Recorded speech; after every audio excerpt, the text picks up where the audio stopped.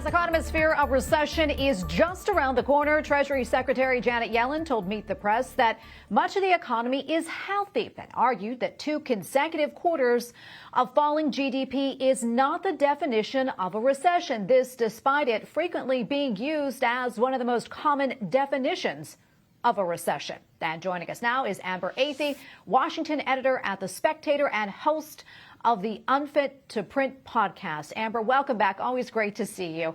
A lot to get to, but first, your thoughts on Secretary Yellen's comments, and also why do you think the Biden administration continues to dance around the fact that a recession is a very real possibility if we're not already here? Yeah, it's really bizarre to hear them try to parse out this definition, even though this is, as mentioned, a very common definition for a recession.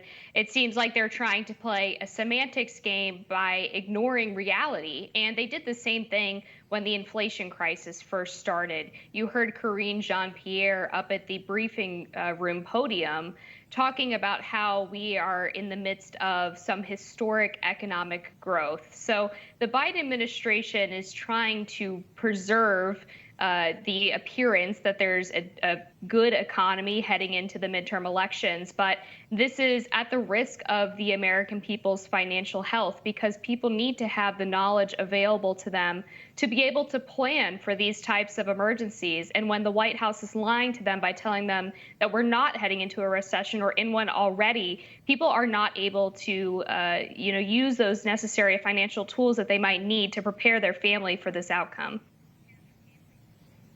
Now, on a different note, a new poll released by the Associated Press shows 67% of Americans want there to be term limits on Supreme Court justices. Your reaction to that? This seems like a reaction to the left-wing mainstream media lie that the Supreme Court, by overturning Roe v. Wade, was not sending the abortion issue back to the states, as should be right under the Constitution, because we have a system that encourages federalism, but that the Supreme Court somehow outlawed abortion altogether by itself without the input of legislators and of voters. And unfortunately, there's been so many attacks on the justices themselves, claiming that they are just tools of the Republican Party. And that has been seen in the protests outside of their homes and the attempts to get them to change their mind. Many of these protests are, in fact, illegal. So I think the public is reacting to misinformation that's being spread by the Democratic Party and through channels of the mainstream media.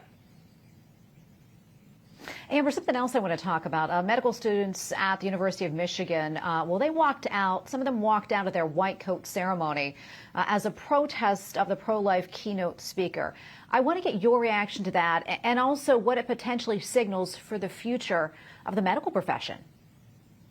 I would be really concerned if any of these individuals were my doctor, not only because they appear to be very biased, but also because the science is on the side of the pro-life movement. We know when babies develop heartbeats in the womb. We know when you can see their fingers and toes. We know when they react to pain.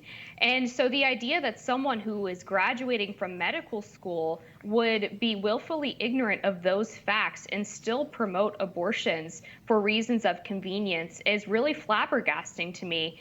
And I think everyone should be really worried that these people were somehow able to graduate and will be in charge of medical decisions for people out there who might not know any better. Yeah, we're running out of time, but I quickly want to get to this. As you know, Washington, D.C. is now requiring all students 12 and older to get the COVID-19 vaccine, even if they attend parochial or private schools. Let's talk more about that. You know, we know the vaccine may help to lessen severe illness, but it doesn't seem that it seems to stop transmission. Just like last week, unfortunately, President Biden was diagnosed with COVID, and just today, Senator Joe Manchin. So help us parse this out.